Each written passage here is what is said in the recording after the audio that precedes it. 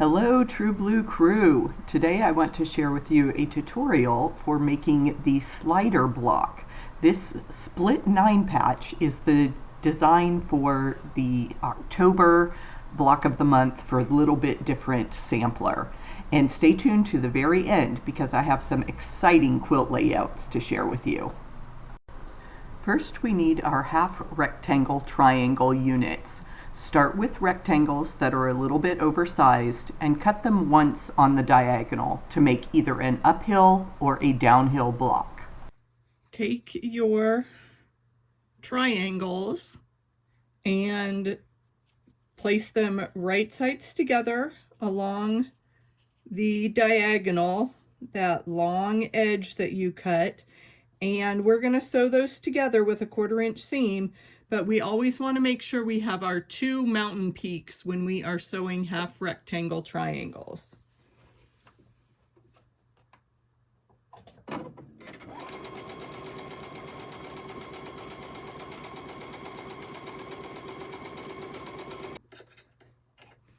I only need 3 triangle blocks for my split 9 patch, but your rectangles will give you an even number. So I have 1 bonus half rectangle triangle to use in another block.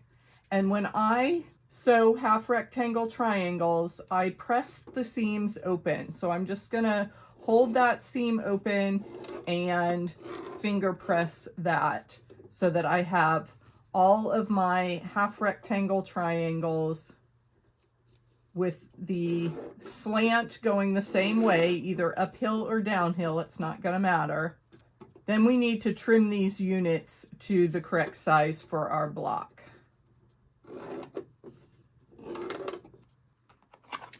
I'm using my little bit different ruler because it has this rectangle marked with the diagonal lines that match my block. So I'm going to line it up right on that seam line. And I was a little conservative with my starting rectangles, so I am just at the edge of my fabric there to trim 2 sides, and then with my rotating mat I can turn that around, but my rectangle only goes the one way, so then we have to flip our ruler anyway. And again, lining that up right on the diagonal seam line and the edge of my fabric to trim my half rectangle triangles. And I didn't quite get those dog ears, so we'll do that. And then we have our unit for our split 9 patch block. So again, I'm laying the ruler down, watching the edge of my fabric there.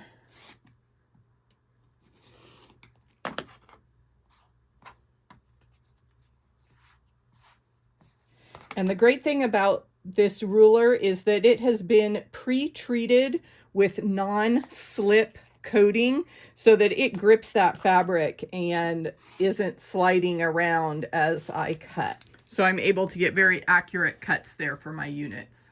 I'm ready to lay out my block, and I put all of my HRT units in the same direction. So that starts off the block. And then I am putting my dark blocks on the dark half of my 9 patch and my light fabrics on the other section of my block. And that is a pretty dramatic shift from this lighter blue to that darker blue. So I am going to substitute. I've got some other blue fabric here, and I think I will just make a monochromatic block because I'm not liking how intense that contrast is, because I don't want these triangles necessarily to stand out like that stair step. I just want a dark half of my block, and I'm not getting that effect with this selection of fabrics. Here we go. I think these blues will be a much nicer selection for that block. It blends a little bit more. You don't get that huge contrast between this blue and some other color. It just kind of blends there into a nice scrappy dark half of my overall block. And you can see here I've used a variety of light fabrics. This one is a pure white on white.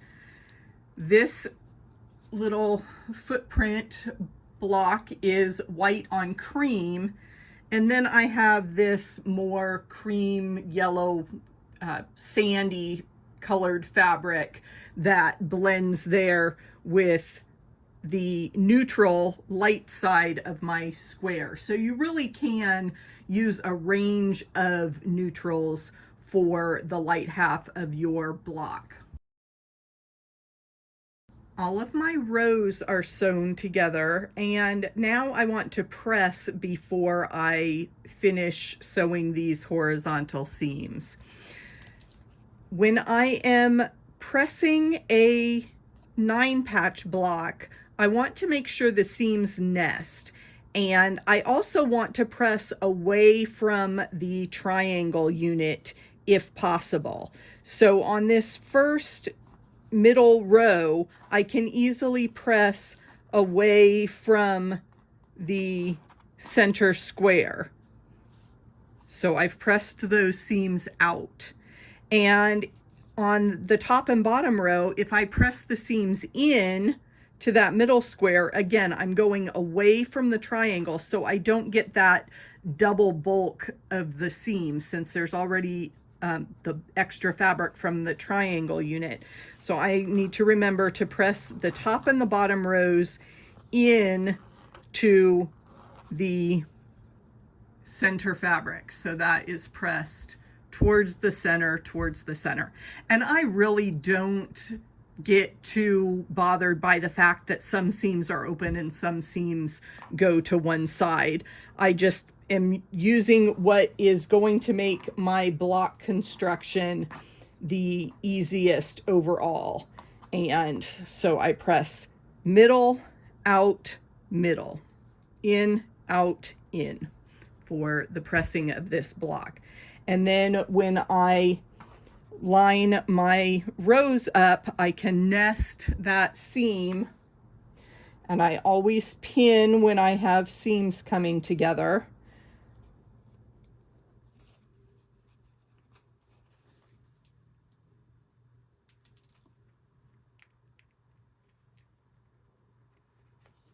So my seams are nested. I've got the pins right on that seam line, and I am ready to sew this block together. Ta-da! Here is the slider block for October 2023, the Little Bit Different Block of the Month program. And I have some fun ideas for what to do with these split 9-patch blocks. Let's take a look. If you make both uphill and downhill blocks, you can lay them out in fun diamond shapes. The diamond pattern is available from truebluequilts.com, and you get these 3 different layouts for a lap, twin, or queen size quilt. You can also replace any half rectangle, triangle area in your quilt with split 9-patch blocks, and that makes a fun effect in the clusters pattern or in the bumpy road pattern. These quilts are all part of the Little Bit Different collection from True Blue Quilts. If you'd like a little more hands-on instruction with half rectangle triangles, I invite you to join me in the Fast Track Modern Sampler class. We will be having a session on October 28th as a live session on Zoom, or the videos will be available on demand after that date. So Come join the fun of half rectangle triangle blocks. And if you'd like to explore other designs with split 9-patch blocks in the traditional half square triangle layout, check out this video next. Happy quilting!